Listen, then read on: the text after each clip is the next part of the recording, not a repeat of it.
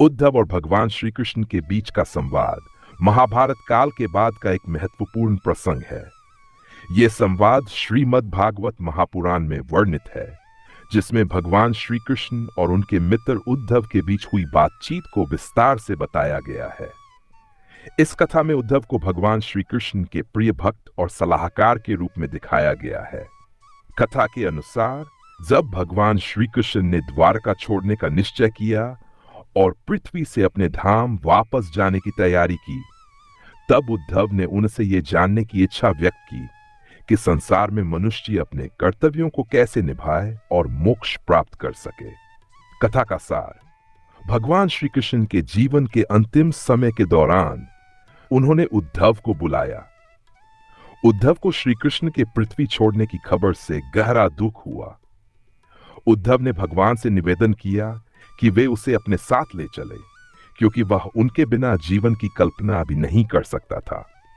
लेकिन भगवान श्री कृष्ण ने उद्धव को समझाया कि हर एक आत्मा को अपना कर्म करना होता है। उन्होंने उद्धव को मानव जीवन के मर्म को समझाते हुए कहा कि इस संसार में भौतिक वस्तुएं, संबंध और इच्छाएं सभी नश्वर हैं।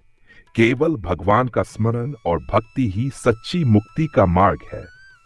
भगवान कृष्ण का उपदेश श्री कृष्ण ने उद्धव को उद्धव गीता के रूप में जान दिया, जिसमें उन्होंने संसार के मोह से मुक्त होने के मार्ग बताए।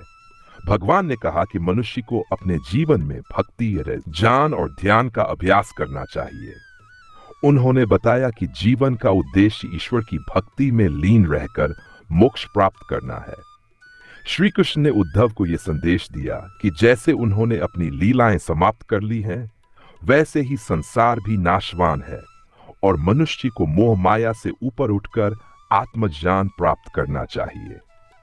उद्धव का कर्तव्य: भगवान श्री कृष्ण ने उद्धव से कहा कि वे गोकुल जाएं और वहां के गोप गोपियों को संदेश दें। गोप गोपियां श्री कृष्ण के विरह में दुखी थी, इसलिए उद्धव को उनके पास जाकर उन्हें सांत्वना देनी थी। उद्धव ने भगवान की आज्ञा मानते हुए गोकुल जाकर श्री कृष्ण के संदेश को सुनाया और वहां के निवासियों को उनके प्रति भक्ति और समर्पण के महत्व को समझाया। कथा का संदेश: उद्धव और कृष्ण का संवाद हमें जीवन के सत्य और ईश्वर की भक्ति का मार्ग दिखाता है।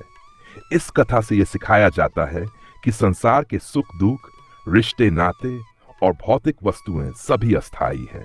केवल भक्ति, प्रेम और ईश्वर के प्रति समर्पण ही आत्मा की मुक्ति का मार्ग है।